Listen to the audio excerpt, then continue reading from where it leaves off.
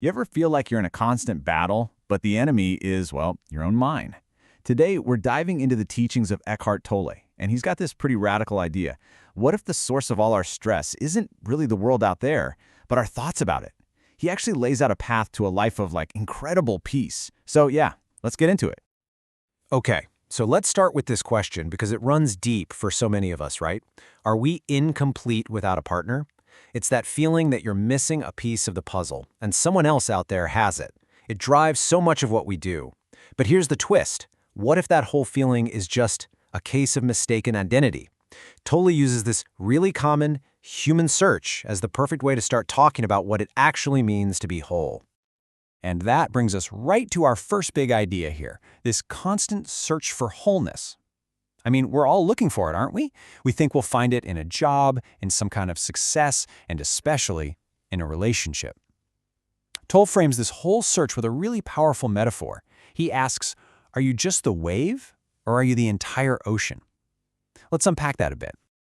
So here's how Tolle breaks it down. He says we basically have two identities. First, there's our form identity. Think of this as the ripple. It's your body, your personality, your whole life story, the you that you think you are. And as a ripple, we feel kind of separate, small, and incomplete. That's exactly where that whole you complete me idea comes from. But then there's our deeper identity, what he calls our being. And that's the whole ocean. The ocean is already complete. It's already whole. It doesn't need a thing. And this quote from Tolle just hits the nail on the head. You are that ocean. And of course, you are also a ripple, but a ripple that has realized its true identity as the ocean. See, the key here is that enlightenment isn't about destroying the ripple. It's not about getting rid of your personality or your uniqueness. It's about the ripple waking up and realizing, oh wow, I'm the ocean. And when that happens, your whole perspective on everything, from relationships to your biggest problems, just fundamentally shifts. It's a total game changer. Okay, so if we're all secretly the whole ocean, why does life so often feel like a stormy, chaotic little ripple? Good question, right? Well, that brings us to our next part, the mind's created drama. This is where we get to identify the main culprit, the real source of our suffering. And Tolle calls this culprit the ego. Now, it's super important to know he's not talking about the ego in the sense of being arrogant or full of yourself. For him, the ego is just the unobserved mind.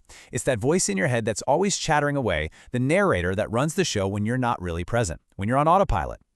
And this ego lives in a constant state of fear because it sees itself as this tiny separate fragment in a big, hostile universe.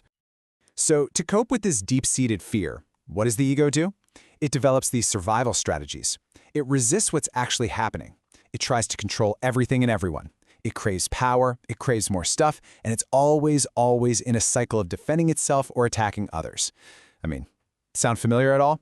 Tolle says these patterns right here are pretty much the building blocks for all human drama. And here's the really wild part, the part that's kind of hard to swallow.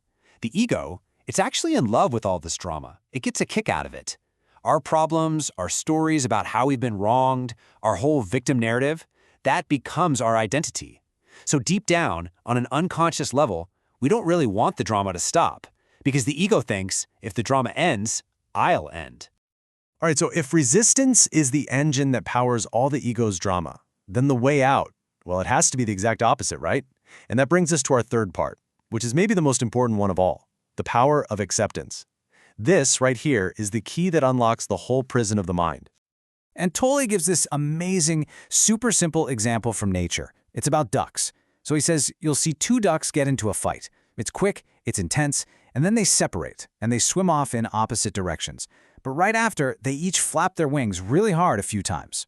It's like they're shaking off all that surplus energy from the fight. And then, what happens? They just keep swimming peacefully, as if the fight never even happened. There's no duck mind there creating a story, holding a grudge, planning revenge. It's just pure, simple, natural wisdom. That wing flapping, that's basically acceptance in action. For us humans, it means dropping the internal argument we're always having with reality. It's about just allowing this moment to be exactly as it is, without our mind jumping in to label it good or bad. And the moment you stop fighting what is, you enter this state of grace and ease and lightness. It's like life starts working with you instead of you always fighting against it. And this isn't some new agey concept that just popped up. Get this. 2,000 years ago, the Roman Emperor Marcus Aurelius was writing about the exact same thing. He said, "Accept whatever comes to you woven in the pattern of your destiny, for what could more aptly fit your needs?" It's this timeless, ancient wisdom of surrendering to what is, and realizing that fighting it is just pointless. Now, it's really important to understand that this practice of acceptance doesn't automatically mean you're going to be happy all the time. No, it leads to something way deeper, something much more stable. And that brings us to a really crucial distinction in our fourth section, peace beyond happiness. We're going to talk about a state of being that, believe it or not, has no opposite. So what's the real difference between happiness and peace? Well, think of it this way. Happiness depends on things going your way, right? It's conditional. It's the high you get on a roller coaster. But you know what they say, what goes up must come down.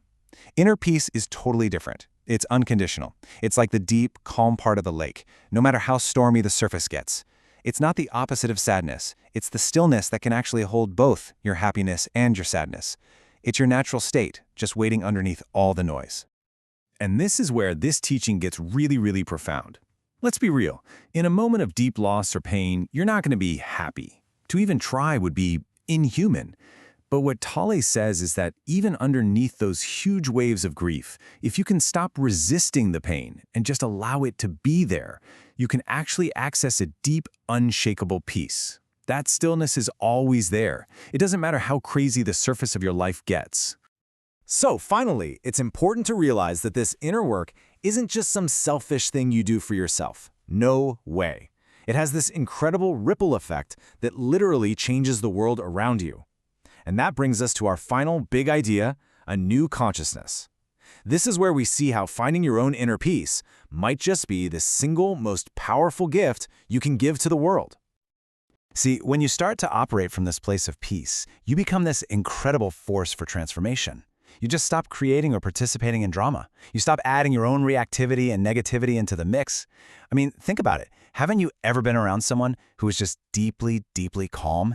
It's almost impossible to stay angry or stressed out around them. Your peace can literally dissolve the drama in a room without you even saying a word. And that right there, that's the foundation of true compassion. And this quote really brings it all home.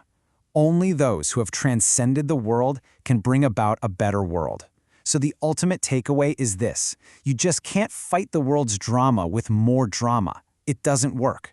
Real, lasting change happens when you awaken out of the drama completely. By transcending your own mind's patterns, you become the starting point for a saner, more peaceful world. Your most important job, really, is your own inner transformation. So, I'll leave you with this to think about. We cling so tightly to our stories, don't we? To our problems, because we think that's who we are. But what if letting all of that drama go isn't a loss at all? What if it's the greatest gain you could ever imagine? Just ask yourself, what if the end of your drama is actually the beginning of your peace?